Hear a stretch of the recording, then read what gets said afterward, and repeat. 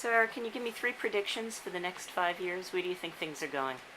Um, well, first off, I think things are going to move as slow or possibly even slower than people think. Again, even from an analytics perspective and some of the projects we've done, it seems MSA will go in running or sprinting, if you will, and we have to slow back to a crawl because of the lack of enthusiasm. I don't know if it's necessarily enthusiasm, but lack of interest in looking forward, and more so, well, this is the way it's been done, so this is the way we're going to stick. A second would be from a set-top box perspective. I don't know if this is necessarily a prediction or not, but there's going to be more challenges in pricing and that whole structure compared to the way it is now. And again, I think while it seems to be a more logical choice, I think that it isn't necessarily going to be the next monetizer of advertising within that time frame. And third, maybe this is more of a hope, that research will begin to continue to play a role and even evolve more so because of the availability of this granular data, and it's getting to the point where it's almost internet click data, so you would hope that that would lead to further research. So, in terms of your last prediction, talking about web-ready televisions coming to the marketplace in a meaningful number, how do you think that will impact viewership and measurement? Well, the biggest restriction I see, though, is, and Mike has alluded to this a lot, and we've discussed it a lot internally, there has to be some either happy medium or change in the way that this data is privatized or restricted, because while it seems to be, I think Mike has used this rather than WWW, Wild Wild West, as far as the internet and privacy restrictions on that. You see some more coming into play with Facebook, etc., but compared to TV, where everything seems to be restricted and there's a lot of restrictions on using the data. So until that barriers is reached, I think there's going to be difficulty in the connection between internet and television, and as far as researching it as well. So, Mike, can you give me 3 predictions for the next 5 years? Yeah, I'll do my best, and some will be along the same lines as Eric. I think there'll be a push over the next 3, 5, 10 years to more targeted advertising.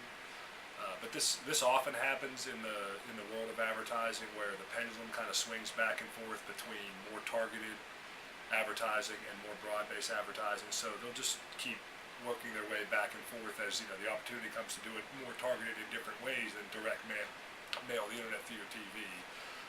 We'll see that pendulum swing more towards direct advertising to the television for a little while here. I think there likely will be a heavy focus on more optimization modeling in terms of executing that. So both on the network side and on the tools the advertisers, the agency use in terms of trying to determine where is the best place to purchase my advertising, who are the best people to target it to. I think you're going to see a lot of research and tools and modeling built into the tools to help them execute that. It's just too much for people to manually do. And third, I think along the lines of what you were just asking Eric, between kind of the convergence of web and television, I mean, to some extent, that's happening today already. I can't sit in my own home. I've been watching TV with my wife, and she's got her mobile phone out, and she's on Facebook, and she's watching TV. So all incorporating that into the television is just giving it to you on a different medium than you're already doing it. But more and more people are already multitasking, and so I think coming to grips with what does it mean when there's more things on my TV screen than just the video, and what does that do for engagement and the impact a message, be it whether it's a regular commercial or an in-product placement, really has on the consumer versus the more traditional form people are used to, where they're not as distracted during their television viewing. It would be interesting to be research and see how it impacts buying and behavior decisions. Like you mentioned engagement. Engagement was a huge topic a few years ago. Is it still as big? Do you think it's still as important? And how can we best measure it? A big question. It's a great question. I mean, there are people using various biomechanical feedback mechanisms, which is probably the best way to measure it. I'm not sure some of the other ways to measure it using surveys of people who decide to take the survey versus getting a more broad-based survey are the most effective ways. But it's clearly still of interest. I mean, there are several companies out. Well, one large cable network provider who kind of at least first marketed they were doing the advertising in context, and now other people are picking up on that theme.